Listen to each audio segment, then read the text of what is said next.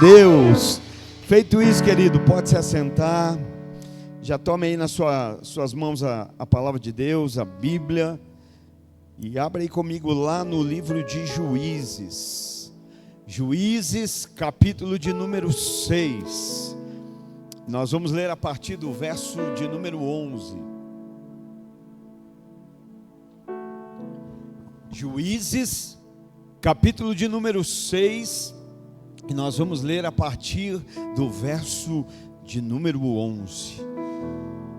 E quero declarar no nome de Jesus que o tema da mensagem é profético nessa noite. Os pentecostais recebem. Aleluia. O tema dessa noite é: o tempo de se esconder acabou. Aleluia. O tempo de se esconder acabou na tua vida. Em nome de Jesus, receba aí. Juízes, capítulo de número 6 e verso de número 11. Então o anjo do Senhor veio e sentou-se sobre a grande árvore de Ofra, que pertencia ao abzerrita Joás. Gideão, filho de Joás, estava malhando trigo num tanque de prensar uvas, para escondê-lo dos midianitas. Então o anjo do Senhor apareceu a Gideão e lhe disse: o Senhor está com você, poderoso guerreiro. Ah, Senhor, Gideão respondeu: se o Senhor está conosco, por que aconteceu tudo isso? Onde estão as tuas maravilhas que os nossos pais nos contaram quando dizem: não foi o Senhor quem nos tirou do Egito? Mas agora o Senhor nos abandonou e nos entregou nas mãos dos midianitas. O Senhor se voltou para ele e disse: com a força que você tem, vá libertar Israel das mãos de Midian. Não sou eu quem está enviando? Ah, Senhor, respondeu Gideão, como posso libertar Israel? Meu clã é o menos importante de Manassés, e eu sou o menor da minha família. Verso 16: e eu estarei com você, respondeu o Senhor, e você derrotará todos os midianitas como se fossem um só homem. Pai, nós te louvamos nessa noite pela tua palavra. Te damos graça porque ela é resposta do céu para a nossa vida aqui na terra. Não estamos lendo um livro qualquer, não estamos lendo nenhum conto, não estamos lendo nenhuma notícia passageira. Estamos lendo a tua palavra, que é verdadeira, que é poderosa. A tua palavra que é capaz de mudar a história da nossa vida nessa noite. A tua palavra que é capaz de trazer à vida aquilo que já estava morto, que é capaz de despertar aquilo que estava adormecido. Portanto, nós nos colocamos nesse momento totalmente, Pai, prostrados diante do teu agir. Pai, cumpre aqui o teu querer nessa noite. Nós te louvamos, nós te bendizemos, nós te agradecemos e pedimos, Deus, que tudo que o Senhor preparou para esse momento, para esse tempo, para a nossa vida, venha se cumprir de maneira íntegra, plena e completa, e que nós possamos, Pai, com a nossa vida, te dar uma resposta, corresponder com o céu, e através daquilo que viemos a viver, glorificar o teu nome. É o que nós oramos, em nome de Jesus. Amém e amém. Você pode dar um glória a Deus pela palavra? Graças a Deus, Deus é bom, a palavra de Deus é poderosa. E nós, nessa leitura aqui de Juízes capítulo 6, o livro de Juízes é um livro da palavra tão interessante, né? Toda a Bíblia nós precisamos ler, meditar, mas o livro de Juízes nos chama atenção porque o povo de Deus levantava juízes que eram na verdade libertadores. Libertavam o povo de Deus da escravidão, da opressão dos povos inimigos. E assim que Deus libertava, o povo caminhava um pouco, ia prosperando, ia voltando à normalidade da vida. Então o povo ia se esquecendo de Deus, ia deixando Deus de lado, ia deixando as coisas de Deus em segundo plano. Então eles voltavam a se tornar escravos, eles voltavam a cair na mão dos inimigos, eles voltavam a viver como cativos. Então eles clamavam e oravam e pediam ao Senhor por ajuda, por auxílio, por libertação. E Deus levantava juízes que intercediam, que lideravam o povo e os libertavam. E nesse exato momento nós estamos lendo a história de um desses juízes, Gideão. Gideão está vivendo em um momento da história de Israel bem sensível, bem delicado. Um momento da história desse povo que esse povo vivia ciclos de esconderijos. Esse povo preparava a terra, esse povo lançava semente, e quando chegava o momento da colheita, os inimigos vinham para tomar posse daquilo que o povo havia plantado, daquilo que o povo havia semeado. É esse ciclo que o povo de Israel está vivendo. Anos de opressão nas mãos dos midianitas. O povo não apenas perdia a colheita, mas o povo também perdia a dignidade. O povo também aos poucos ia perdendo a esperança. Eu não sei se você se identifica um pouco aqui nessa história, porque às vezes ela parece muito com a nossa vida. Nós preparamos o terreno, nós plantamos a semente na vida financeira, na vida familiar, no casamento, na vida ministerial, e parece que quando a gente chega, que a gente vai colher, que a gente vai desfrutar da colheita, parece que o inimigo vem e leva tudo aquilo que nós havíamos plantado. Aí ele não apenas acaba com a nossa expectativa de colheita, mas parece que ele rouba também a nossa esperança. Parece que ele compromete também a nossa identidade, porque às vezes parece que a gente tem dúvida de quem a gente é, parece que a gente começa a duvidar das promessas que Deus tem, e é um momento mais ou menos assim que esse povo está vivendo. E nesse momento que nós lemos, então aqui um personagem da história, Gideão, que hoje vai trazer alguns ensinamentos para nós.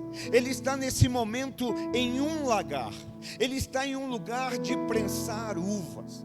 Lagar era o lugar onde se pisava uvas. Lagar era o lugar de se prensar uvas. Lagar era o lugar de tirar o suco da uva, né? Era o lugar onde as uvas eram pisadas, prensadas. Mas trigo se malha, não é no lagar.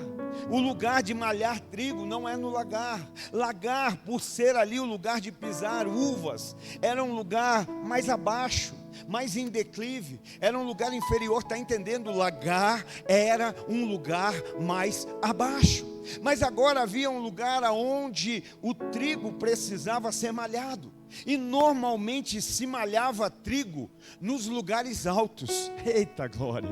Olha, uva se prensa no lugar baixo, mas trigo se malha no lugar alto.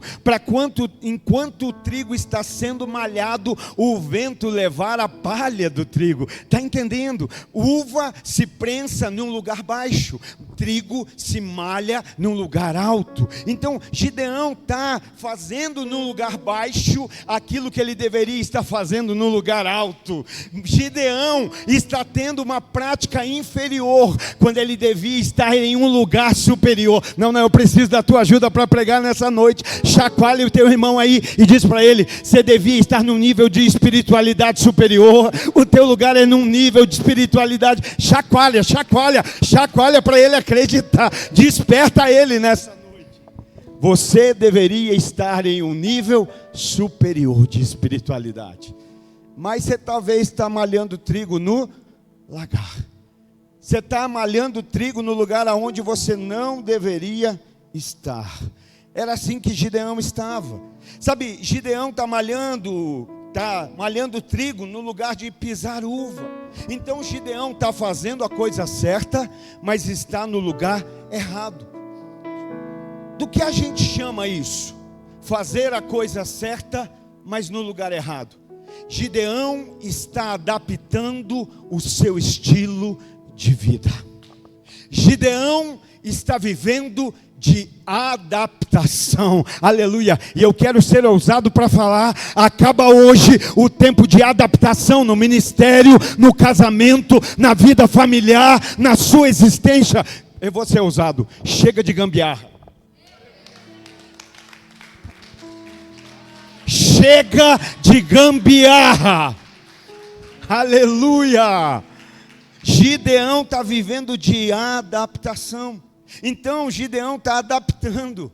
Mas deixa eu dizer para você, é tempo da gente viver propósito. Você não vai viver de adaptação, você vai viver de propósito. Quem malha trigo no lagar está adaptando. Mas Deus não nos chamou para viver uma vida de adaptação, Ele nos chamou para viver uma vida de propósito. No céu não tem gambiarra.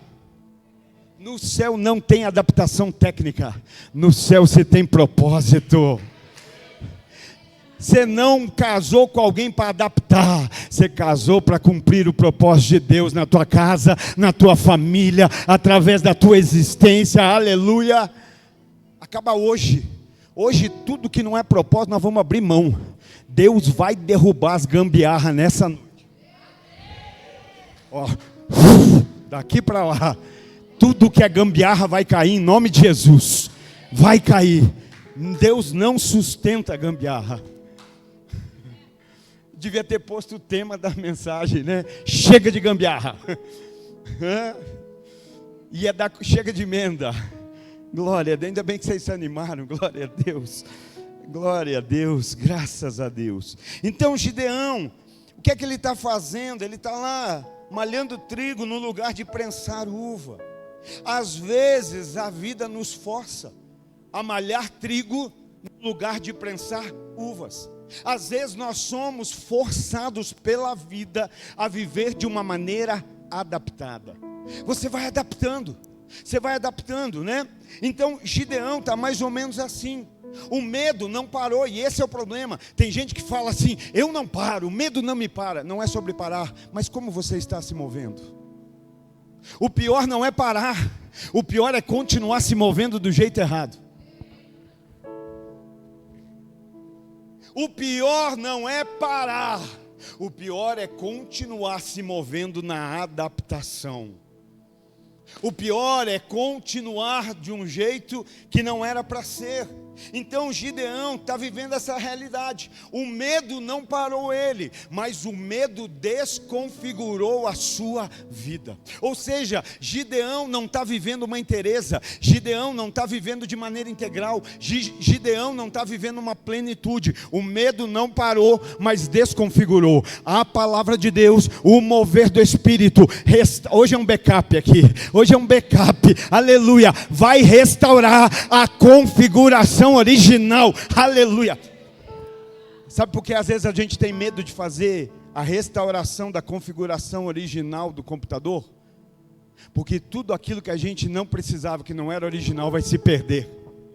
Tem uma mão estendida aí dizendo para Deus: Deus, restaura hoje, faz o backup. Tudo aquilo que não é teu que se perca, tudo aquilo que não é original. Opa, as mãos já foram baixando, aleluia. Tudo aquilo que não é original, que no nome de Jesus caia por terra.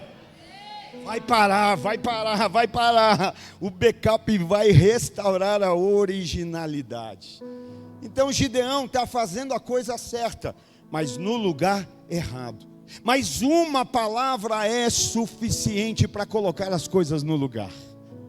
Por isso que eu falo tanto, no momento da palavra, não basta a gente estar aqui, não basta a gente ouvir, nós precisamos escutar. Não basta a gente escutar, a gente precisa ouvir.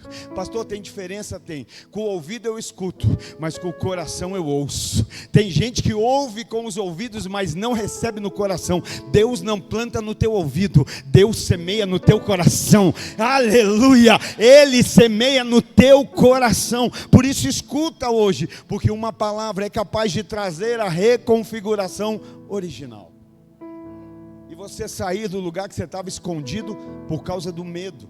Uma palavra é suficiente. Nós lemos ali então, verso 12: então o anjo do Senhor apareceu a Gideão e lhe disse: O Senhor está com você, poderoso guerreiro. Uma palavra da parte de Deus pode restaurar a nossa posição, pode nos tirar de um lugar de adaptação e nos colocar num lugar de propósito. Pode mudar a nossa vida, né? Mudar a configuração. Não vivo mais adaptando, não, agora eu vivo de propósito.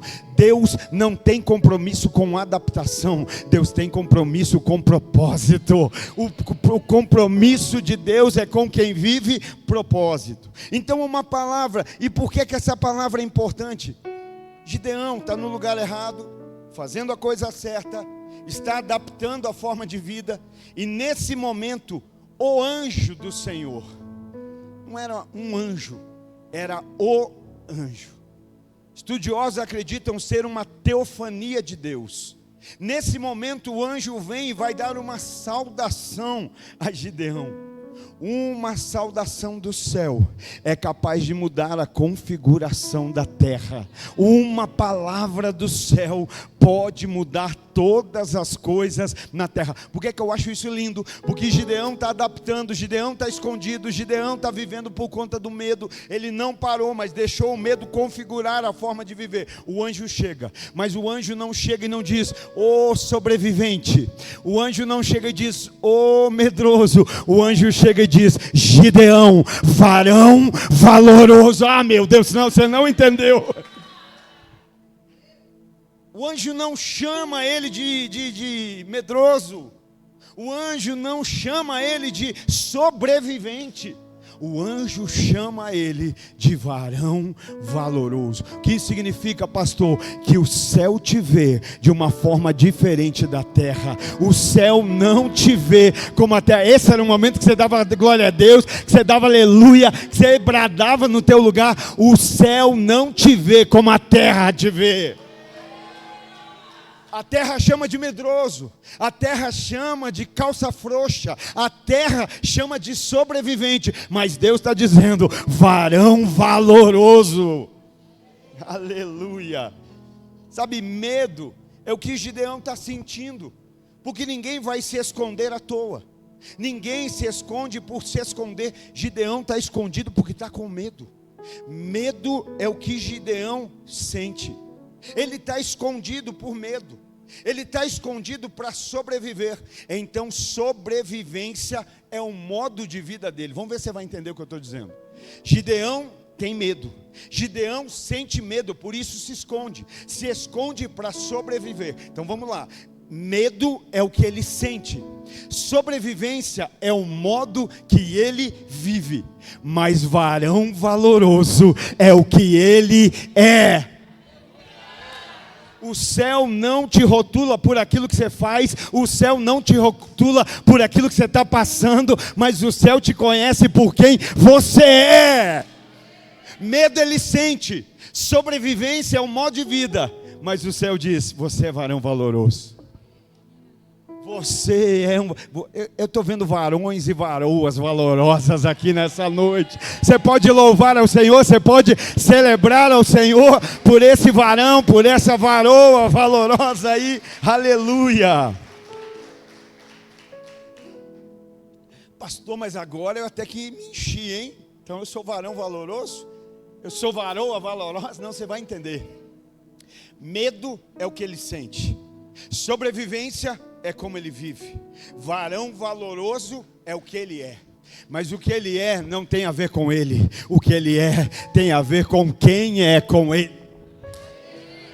Porque Deus chama de varão valoroso, e depois de chamar, o anjo chama de varão valoroso e diz: porque varão valoroso, o Senhor é contigo. Está entendendo onde está o valor, aonde está a coragem, onde está essa posição? Sabe por que você pode? Sabe por que eu acredito? Sabe por que o céu acredita? Porque o céu é com você, Deus é com você, e se Deus é por você, quem pode impedir? Se Deus opera, quem impede? Varão valoroso, o Senhor é contigo. Quem recebe essa palavra aí nessa noite? Aleluia. Indiferente do que você sente, indiferente do que você, da forma como está vivendo. Estou falando aqui de medo e sobrevivência, estou falando de pecado, tá? Então quer dizer que eu vou viver no pecado? Não, o pecado nos afasta da presença de Deus. Fique claro, né? Senão, então o modo que eu viver o Senhor é comigo? Não, a minha Bíblia diz que não há comunhão entre luz e trevas. Mas irmão, se você está vivendo uma vida de aliança, ontem nós tivemos a nossa mentoria com o nosso pastorzão André, né? E ele dizia, porque tem gente que se incomoda com essa palavra aliança, sabia? Tem gente que tem desconforto, mas aliança não é domínio, aliança é proteção. Ter uma aliança não é dominar sobre o outro, é proteger. Então ter uma aliança com Deus não é castigo, é proteção. Ter uma aliança com os irmãos, com a igreja, ter uma aliança com a esposa não é castigo, não é punição, é proteção. Tem gente querendo pular uma cerca que acha que é uma cerca de domínio, mas é uma cerca de proteção. Depois da cerca tem um abismo. A cerca não é para que você não vá, a cerca é para que você não morra. A cerca não está te limitando, a cerca está te protegendo. Olha aqui, ó, essa palavra, ela não nos castra, ela nos protege, ela nos dá vida, ela nos sustenta, ela nos fortalece, ela nos capacita a viver coisas maiores. João 10:10, Jesus disse, o ladrão vem para roubar, matar e destruir. Preste atenção, ele não está falando do diabo, ele não está falando de Satanás. Se você for ler o contexto do 10, contexto do 9, você vai entender que ele está falando dos falsos líderes. Ele não está falando do diabo, ele está falando daqueles que são mentirosos, né? Que são falsos pastores, aqueles que enganam. Então ele está dizendo, o ladrão veio para matar, roubar e destruir, mas eu, Jesus, vim para dar vida e vida em abundância. Aonde está a vida abundante? Aonde? Em Jesus. Jesus disse, eu vim para dar vida e vida em abundância. Aqui está essa vida abundante, na palavra de Deus, o verbo que dá vida. Então isso aqui não é para nos prender, isso aqui é para nos proteger. Isso aqui não é para nos parar, a palavra é para nos fazer ir mais longe, protegidos, abençoados, direcionados por Deus. Então nesse momento, imagina comigo Gideão nesse lagar. Ele olha para ele, todo sujo, malhando trigo no lagar, fazendo a coisa certa no lugar errado, com medo, fragilizado, está escondido, né? Está olhando para si mesmo. E o que ele vê? Ele vê como ele está. Ele está vendo ali a sua limitação, ele está vendo ali a sua fraqueza nesse momento. Então Gideão, quando olha para ele mesmo, vê limitação. Talvez eu falo para a gente hoje aqui que tem palavra, que tem direção, que tem promessa, mas ainda não conseguiu romper, ainda não conseguiu avançar, ainda não conseguiu romper essa barreira da limitação. Então Gideão olha para ele, vê limitação, vê fraqueza, mas Deus olha para ele e vê coragem. Deus olha para Gideão e vê um libertador, aleluia. Meu Deus, gente. Aonde Gideão vê fraqueza, Deus vê força. Aonde Gideão vê limitação, Deus vê libertação. Vê um instrumento de libertação. Irmão, você que escolhe qual é a ótica que você quer andar. A partir de que ótica? Eu falava esses dias aqui do Caleb.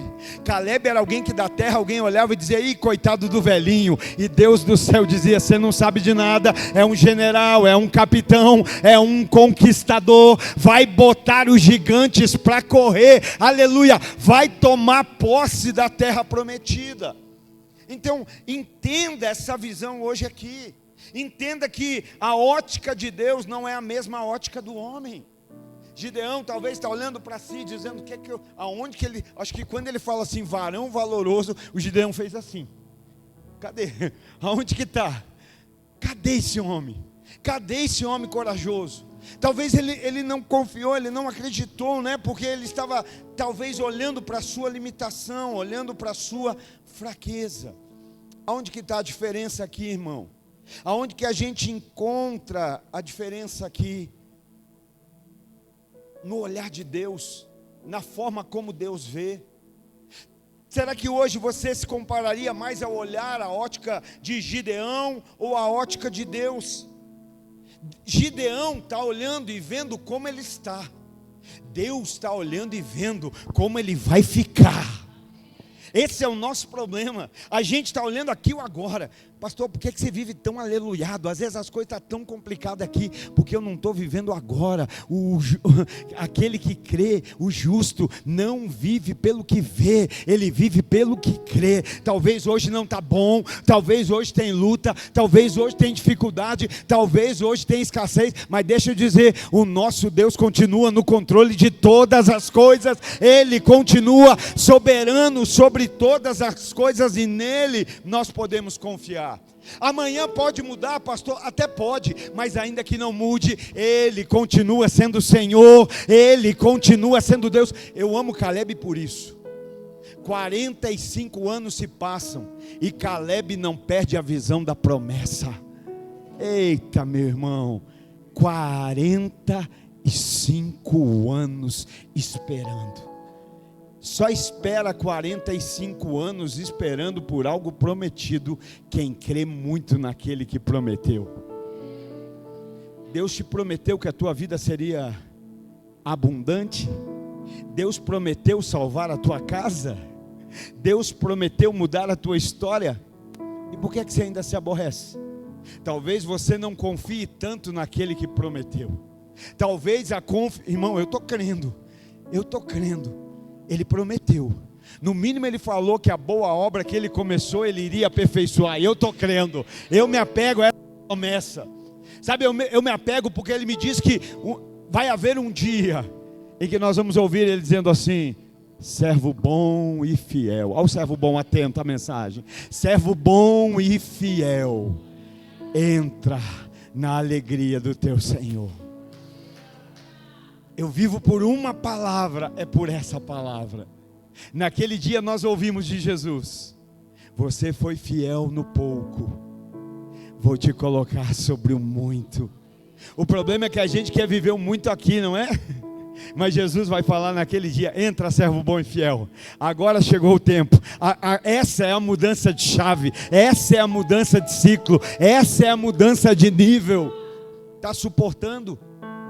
Caleb me ensina isso, que quando a gente crê naquele que prometeu, a gente se mantém com os olhos na promessa.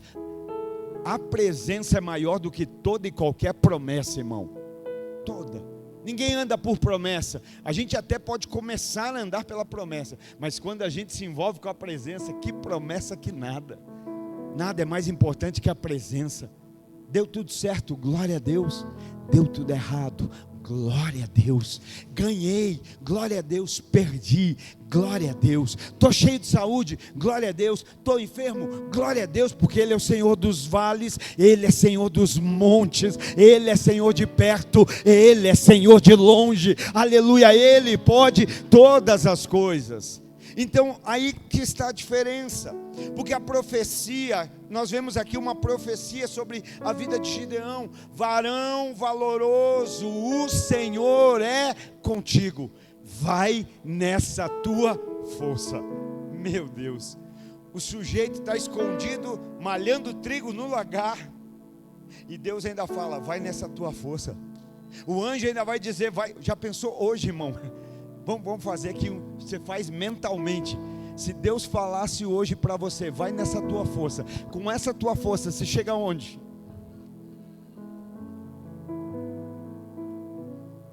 Varão valoroso, vai nessa tua força. A tua força hoje te leva até onde? Aonde? E de verdade, não estamos falando de aparência exterior, estamos falando de vigor interior. Aonde você chegaria hoje? Já pensou Deus dizendo: abrir todo o caminho, pode ir, mas vai nessa tua força. Até onde você iria? Até onde você chegaria? Então olha a profecia aqui. A profecia, ela não vem para descrever a situação atual de Gideão, mas ela vem para ativar o destino que Deus tem. Sabe por que a gente anda tão fraco? Porque a gente só vive para o nosso destino. Mas quando a gente entende que Deus tem um destino e um propósito para a nossa vida, aí precisa mudar. aí tem que mudar. Aí as coisas vão ficar diferentes, né? Então aqui tem uma palavra, para quê? Para ativar o destino de Gideão. E eu creio que nessa noite Deus está ativando o nosso destino profético. A gente para de viver um cristianismo patético para viver um destino profético. Tem crente que é patético, irmão. Mas Deus não está chamando a gente para viver dessa maneira. Existe um destino profético para a nossa vida. E já já você vai entender o que é. Então Deus está chamando. Deus não te chama pelo que você está fazendo. Gideão está escondido. Deus não te chama pelo que está acontecendo ao teu redor, pelas perseguições.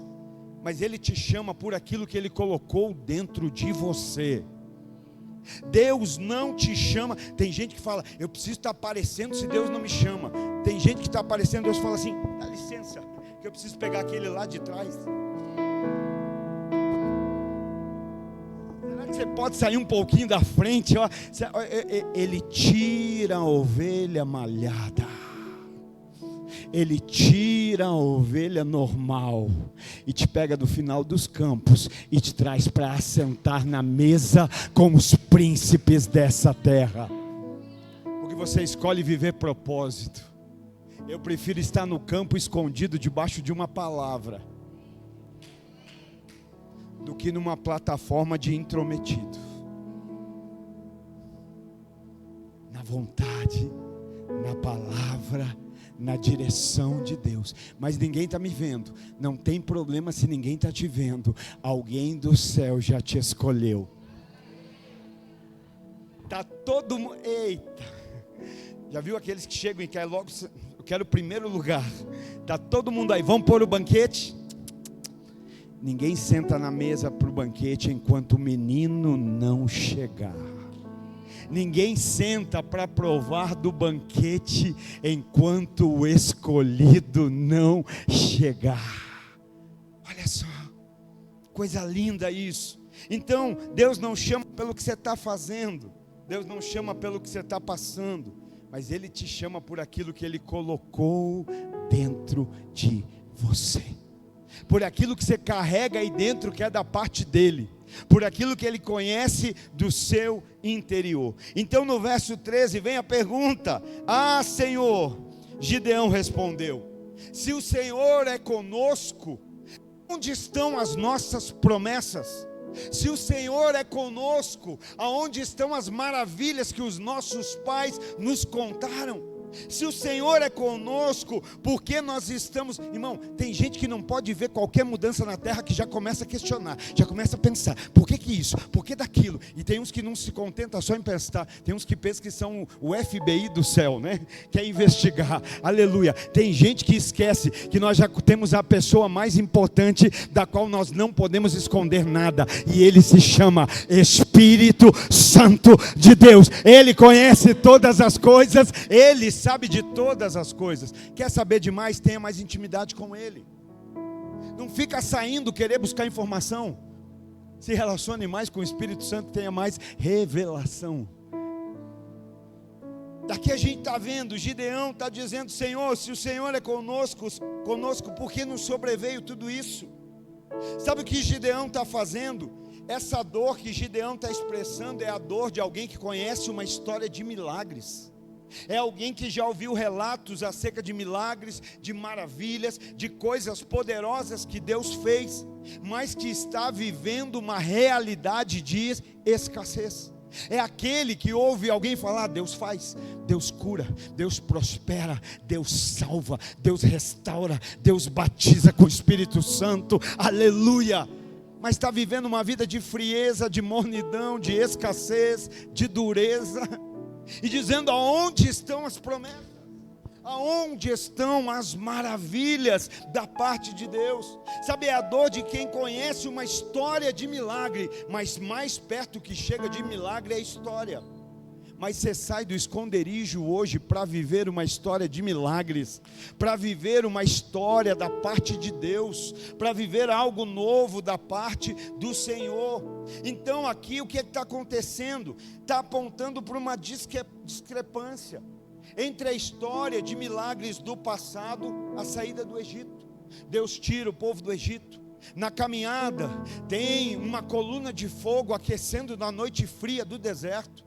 Na caminhada tem a nuvem protegendo do calor durante o dia. Na caminhada tem o maná que vem para eles todos os dias. Na caminhada tem a rocha vertendo água. Na caminhada tem o mar que se abre. Relatos de milagres. Mas Gideão está vivendo perseguição e escassez. Gideão está vivendo uma vida de limitação, o presente é de miséria. E aí nesse momento que ele questiona: Senhor, aonde estão as tuas promessas? Senhor, aonde estão as tuas maravilhas? Aí Deus fala: então tá bom, Gideão, eu vou começar aqui um seminário teológico com você, e eu vou te explicar tudo. Gideão, agora eu vou começar um seminário teológico aqui, vou te explicar todas as coisas, tá bom? Porque você está me perguntando. Não, Deus só fala assim: vai nessa tua força. Sabe o que Deus está dizendo? Eu não tenho que te explicar os porquês. Eu não tenho que ficar te dando explicação de por que assim, por que foi assim, por que aconteceu. A gente acha que Deus tem que ficar dando relatório para a gente da situação, não é? Por que Deus que está acontecendo? Senhor, por que não aconteceu? Por que está difícil? Por que isso sobreveio? Por que essa situação está desse jeito? Não, Deus só vai dizer: vai nessa tua força. Deus não deu explicação ali. Ele não explica o porquê do sofrimento, mas Ele dá uma ordem: vá com a força que você tem. Com essa força que você tem, avance. Com essa força que você tem, viva o propósito que eu tenho para você. Você está entendendo, meu irmão? Tem alguém pegando hoje aqui? Tem gente parada que tudo que sabe ficar fazendo é: Senhor, por quê?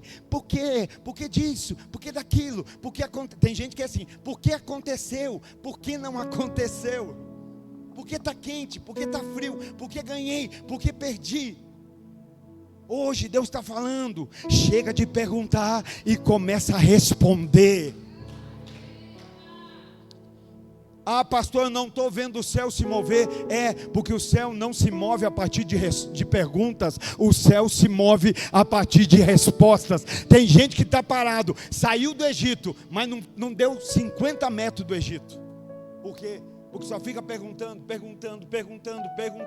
E o céu não se move por perguntas, o céu se move por respostas. Moisés, por que você está me perguntando? Por que você está falando desse mar? Diga ao povo que marche. Quando a ordem vem e o povo dá a resposta, o mar se abre e o povo vive milagre. Quer viver milagre? Para de ficar perguntando por quê. Começa a dar resposta.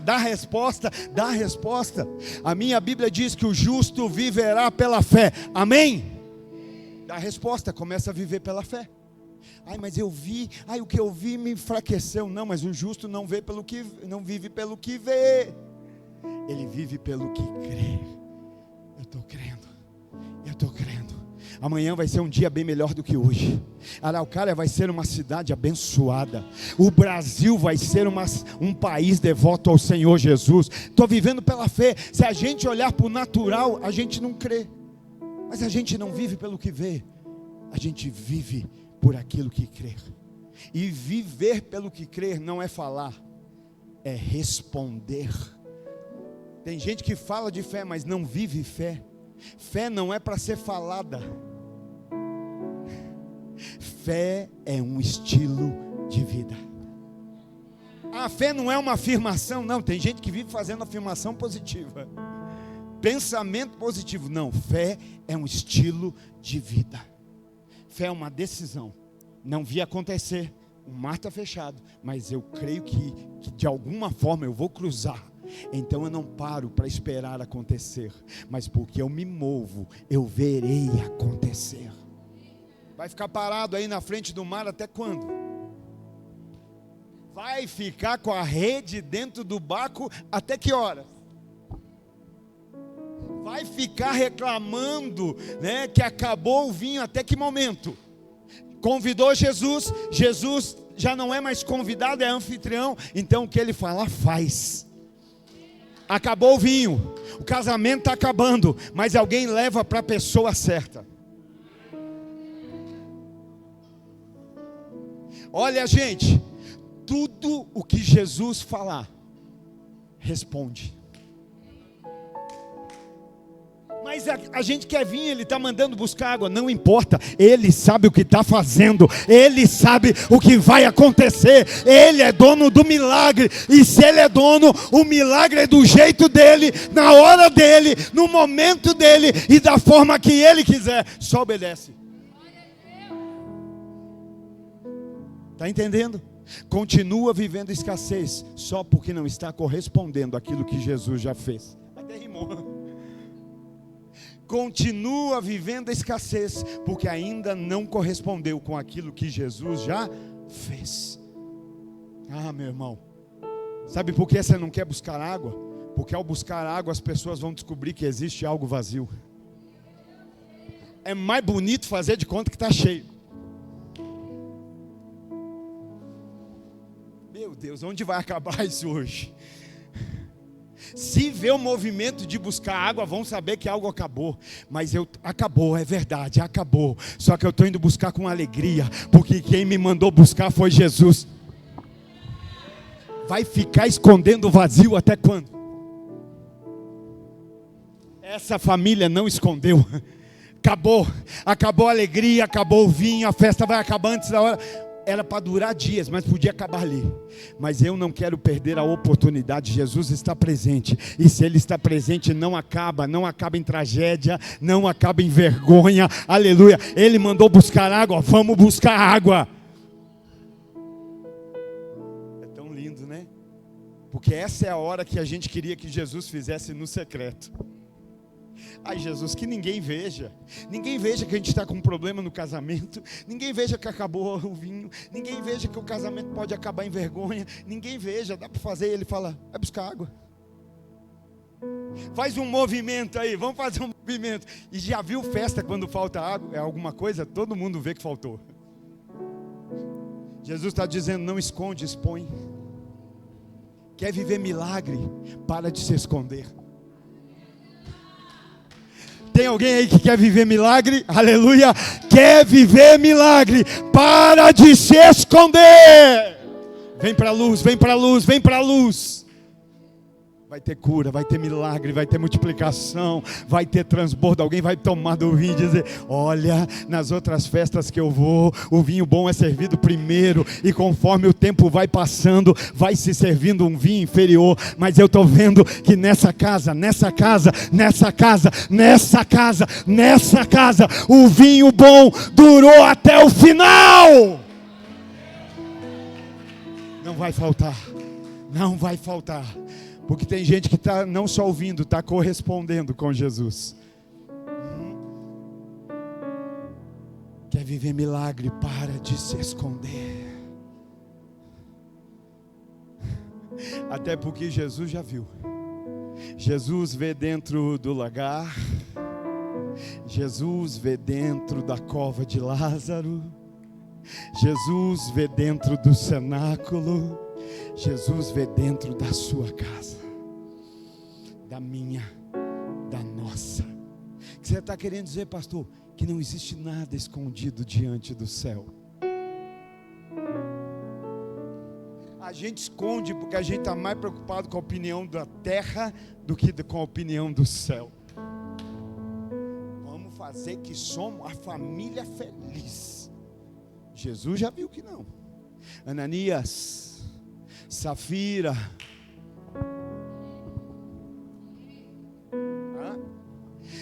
não precisa acabar em morte, pode terminar em milagre. Morte ou milagre, a escolha é sua. Ananias, vai morrer, morre. Safira, que é que você combinou com ele, Safira? Como é que foi o acordo? Não, é isso aí mesmo. Não era. Essa era a tua deixa para você dizer, não, verdade, esse cabeção do Ananias fez a minha cabeça para nós enganar. Mas é impossível enganar o Espírito Santo. Então, Safira, está vendo aqueles jovens lá?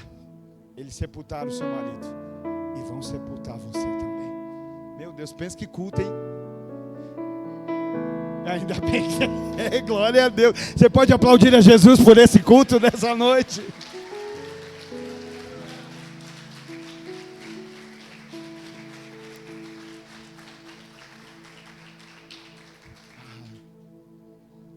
Às vezes precisa morrer para avivar.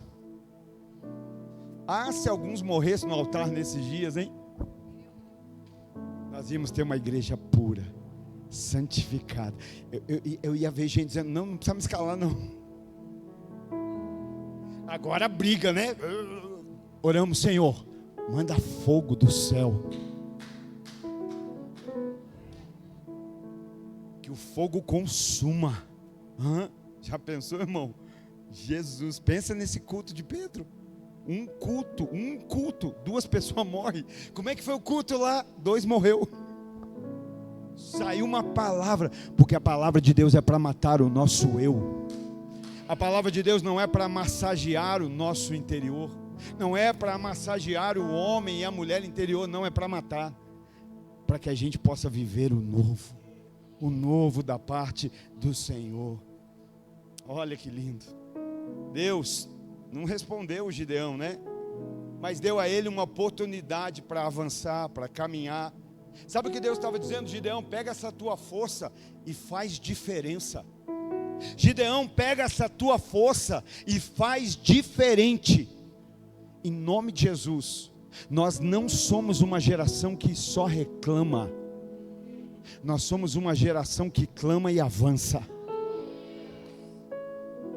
Não é sobre uma... Irmão, deixa eu falar algo para você. Para de dar lado na tua vida para gente que quer dar, crítica construtiva. É só uma crítica construtiva. Irmão, não dê lado na tua vida para gente que quer dar crítica construtiva, mas não constrói nada com a vida. Está cheio de gente por aí querendo dar crítica construtiva, mas não constrói nada. Não constrói nada com a vida. Vamos ser um povo de mais ação e menos falação. Vamos agir mais e falar menos. Que a nossa vida fale mais do que as nossas palavras. O que é que Deus está falando, Gideão? Não vamos ficar aqui de conversa fiada, não. Vai nessa tua força. O que Deus está fazendo? Enviando Gideão. Gideão quer argumentando. É a nossa geração do argumento, não é? Da argumentação. O irmão, me ajuda lá, né? Argumentar, nós vamos argumentar lá no tribunal, né, Assur? Lá no tribunal se argumenta. Agora na vida a gente precisa viver. Não é hora de argumentar, é hora de obedecer. Vai nessa tua força. Faz diferente, faz a diferença. Alguém está ouvindo Deus falar aqui nessa noite? Deus está falando com alguém? Lá no tribunal a gente argumenta, né? Agora na vida a gente vive. A minha oração hoje, no nome de Jesus, é para que tenha mais vida na vida dos crentes. Vida na vida. Vida abundante, vida de verdade. E aí ele está dizendo, vai nessa tua força. Mas a pergunta é, qual força Gideão tinha? Qual era a força do Gideão? E aí eu vou te dizer, Gideão tinha força? Tinha. Você pode achar que não, mas tinha. Sabe qual era a força dele? A indignação. Porque Gideão está fazendo a coisa certa no lugar errado. Como é que você acha que ele estava fazendo? Que legal, malhar trigo no lagar. Inimigo miserável.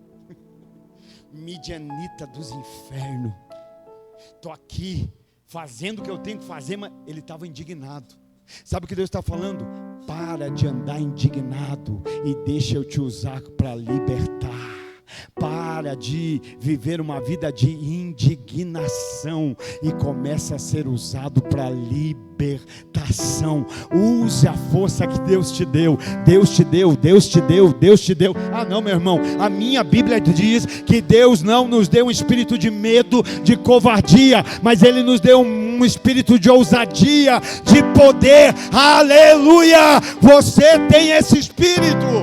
E Ele está dizendo: não use esse espírito para ficar escondido, indignado. O que é ali? Há um lagar dos indignados. Da música Risei. O que é aquilo ali? O lagar dos indignados. Se reuniu os indignados lá, ó. Não, Deus não chamou indignado para se reunir. Ele está levantando libertadores para ir, libertadores para ir, libertadores para ir, para avançar, para Ele usar. Está entendendo que Deus está te chamando para sair de alguns lagares?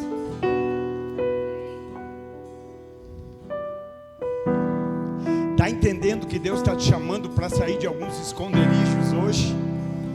Qual é essa força? Gideão está indignado. Sabe o que Deus está dizendo? Usa essa tua indignação para a coisa certa.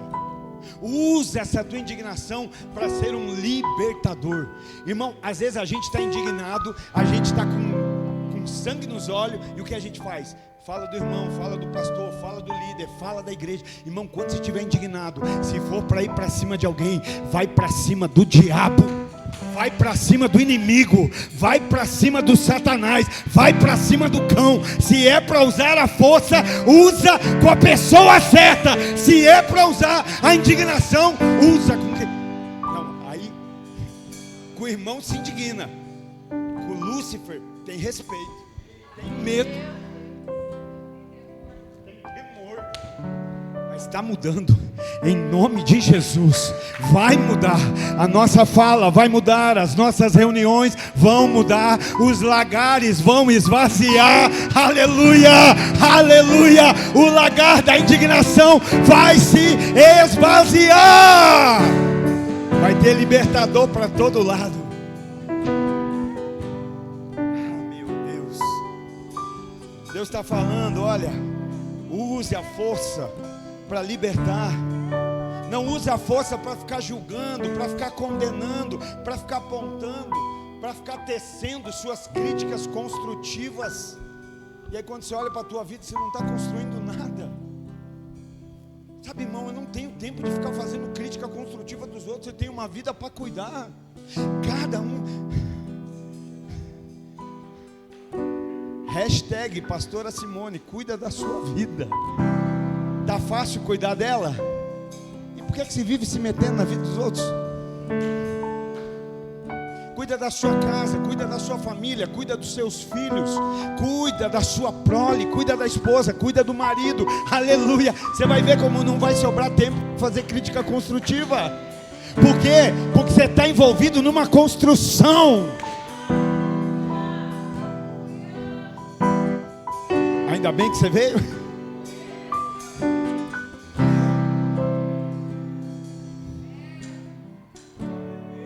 Deus te chama hoje para sair do lagar. Sabe o que é o lagar?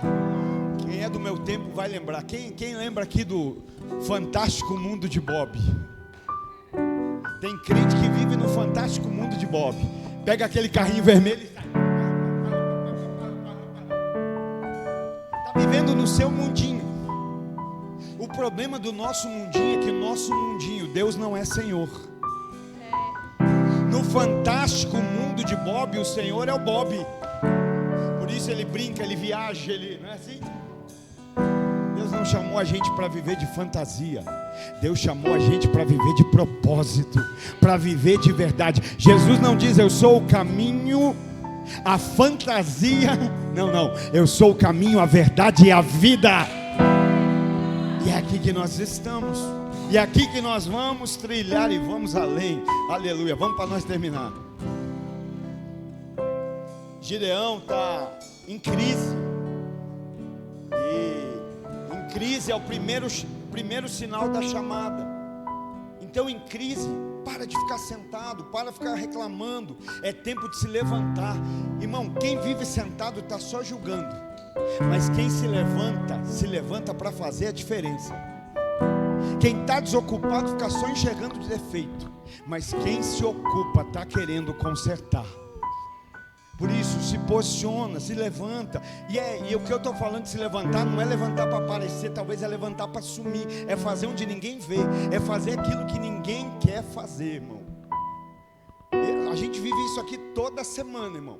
Chama aqui para pregar, vai encher esse lugar aqui. Chama para cantar, tem 3 bandas. Chama para limpar, chama para lavar banheiro, chama para juntar lixo. Cadê? Está entendendo? Mas não é para o mesmo Deus? Não é para o mesmo Senhor? Ele não é o dono de toda a obra? Olha só. Então levanta para fazer a diferença. Verso 15. Ah, Senhor, respondeu Gideão, como posso libertar Israel? Meu clã é o menor, é o menos importante de Manassés, e eu sou o menor da minha família. Verso 16. E eu estarei com você, respondeu o Senhor, e você derrotará todos os midianitas, como se fossem apenas um homem. Sabe o que eu encontro em Gideão? Talvez você vai achar que é uma coisa boa, mas não é, né? É um defeito. Gideão é bom de desculpas. E o problema é que quem é bom de desculpas é ruim de atitudes. Alguém já disse que alguém que quer fazer arruma uma motivação e faz, mas quem não quer fazer vai arrumar uma desculpa para que não seja feito. Gideão está dando desculpa, e quem é bom de desculpa é ruim de atitude. Quem é bom de desculpa é ruim de arrependimento. Irmão, quando a gente é confrontado por uma verdade, posso dar um conselho? É só um conselho. Você vai dizer, se o conselho fosse bom, o senhor vendia. Não, a minha Bíblia diz que na multidão de conselhos há sabedoria. Quando alguém te confrontar, na verdade, ao invés de ficar dando desculpa, fala assim, perdão, é verdade, vamos consertar. Às vezes a gente fica, não, mas eu fiz isso por causa daquilo, eu fiz isso por causa daquele outro, eu fiz isso porque o outro lá faz assim. Não, perdão, Senhor, eu errei, eu falhei. Não dê desculpa, para de dar desculpa. Deus não está nem aí para a nossa desculpa. Deus está olhando para o nosso arrependimento. Aleluia. O coração que Deus não rejeita não é de quem se desculpa. O coração que Deus não rejeita é um coração contrito e quebrantado, arrependido. Menos desculpa e mais arrependimento. Desculpa é coisa de quem tem remorso.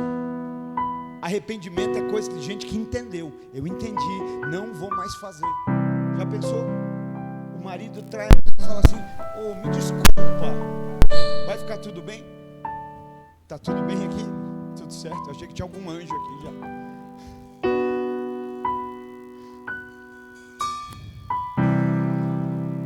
Enche esse ambiente, enche esse lugar.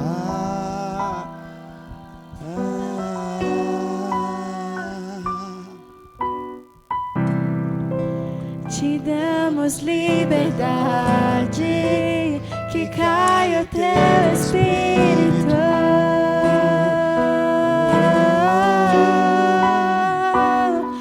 E vem fazer o que nenhum homem fez. Vem fazer o que a história nunca viu. Vem cumprir o descrito em Joel. Aviva-nos, aviva-nos. Vem fazer o que nenhum homem fez. Vem fazer o que a história nunca viu. Vem cumprir o descrito em Joel. Aviva-nos, que seja hoje, seja agora. Vem derrama o teu Espírito, que seja hoje, seja agora. Vem. Olha as desculpas de Gideão. A minha família é pequena, eu sou o menor da minha casa. Sabe o que Gideão revela? Um complexo de inferioridade. E aí às vezes você olha para mim e diz assim: ah, pastor, mas complexo de inferioridade não é tão ruim. Não é tão ruim, pensa você. Se você for observar a psicologia moderna, ela vai dizer que complexo de inferioridade e complexo de superioridade não são opostos, são faces, duas faces de uma mesma moeda. O que você está querendo dizer, pastor? Que às vezes o meu complexo de inferioridade me faz andar com um sentimento de superioridade. A inferioridade não só coloca para baixo, ela te faz muitas vezes achar que você é melhor do que o outro, que você faz melhor, que você sabe mais, que você conhece mais, está entendendo? E nos tira desse lugar de arrependimento, de restauração. Gideão está falando isso: olha, eu sou o menor, a minha família é o menor, nós somos inferiores. Então há um problema aqui, há uma promessa, há um propósito, há um destino profético, mas Gideão está atrelando a quem ele é o cumprimento disso. Por que que Deus não dá explicação? Deus só vai dizer: vai nessa tua força, porque a palavra de Deus é suficiente para a gente avançar. Mais uma vez Gideão está fazendo o que? Dando desculpa. Mas olha aqui o verso 16, a palavra de Deus diz, o Senhor dizendo: eu estarei com você. Não, eu vou fazer devagarzinho. Gideão diz assim: a minha família é a menor, mas Deus diz: mas eu estarei com você. Gideão diz: eu sou o menor da minha família, mas Deus diz: mas eu estarei com você. Sabe o que ele está dizendo? Não importa a tua família, não importa a tua posição nela, o que importa é a minha presença na tua vida, é a minha presença na sua história. Não, você não entendeu. Você só continua vivendo esse histórico de traumas, quedas e dores da tua família porque você quer. Porque se você entendeu a presença de Deus na tua vida, você vai dizer: a história da minha família muda hoje, a história da minha prole muda hoje. Pode ter um antes, mas vai haver um depois.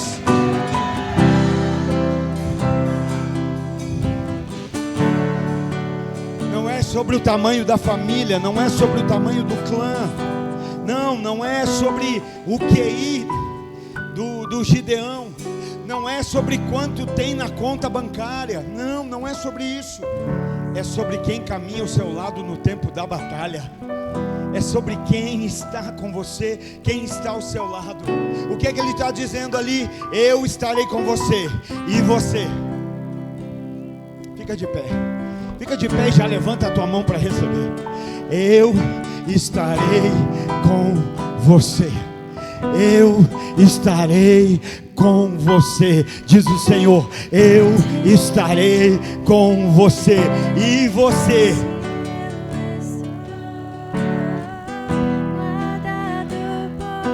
Nunca perdeu batalhas. Seu nome é Jeová Jireh. Irás prover de novo. Eu creio em ti. Haja o que houver, venha o que vier, irás prover de novo. Eu creio em ti. Eu não vivo do que vejo, vivo do que creio. Irás prover de novo. Eu creio em ti. Eu estarei com você. Se Deus falar para você que vai estar com você e vai te dar vitória, você fica feliz? Deixa eu ver, quantos ficam felizes? 1, 2, 3, 4. Não, vou dar chance. Se Deus falar que vai estar com você e vai dar vitória, você fica feliz? Mas Deus não diz isso. Deus fala: eu estarei com você. E você vai destruir os midianitas como se eles fossem um só homem. Deus está falando: eu com você te torno mais forte do que um exército inteiro. Aleluia! Temer porque se eu estou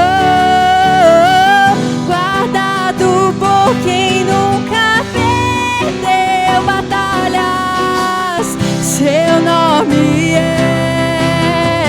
Jeová Jiré, irás prover de novo. Eu creio em ti, haja o que se nós continuássemos lendo o texto, a gente ia ver Gideão fazendo algumas provas. E meu irmão, vamos pular essa fase? Senhor, mas se é do Senhor, me prova. Se é do Senhor, vai molhar só o redor. Gideão não tinha o que você tem da forma que você tem hoje. Gideão não tinha o Espírito Santo da mesma forma que eles tinham por tempo determinado.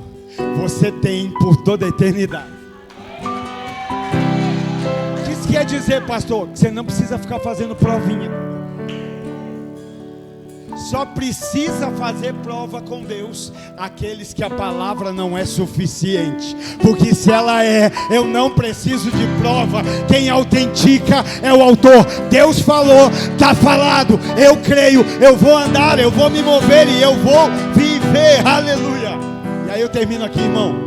Pensa comigo. Imagina, Roberto, Gideão indo para o lagar com os feixes de trigo. Imagina ali o homem. Eu não sei quem tremia mais, se os feixes ou ele. Não parei, estou de maneira adaptada. Estou na gambiarra, mas na gambiarra a gente anda com medo. Porque gambiarra mais cedo ou mais tarde vai dar problema. Gambiarra mais cedo ou mais tarde vai queimar. Olha ele indo, ó, com os feixes tremendo. Mas lá no lagar foi o lugar de encontro. Ele vai como um agricultor temendo, mas volta como um general, como um libertador, crendo: eu tenho força, o Senhor é a nossa força. Aleluia! Senhor, nós louvamos o teu nome nessa noite. Nós engrandecemos ao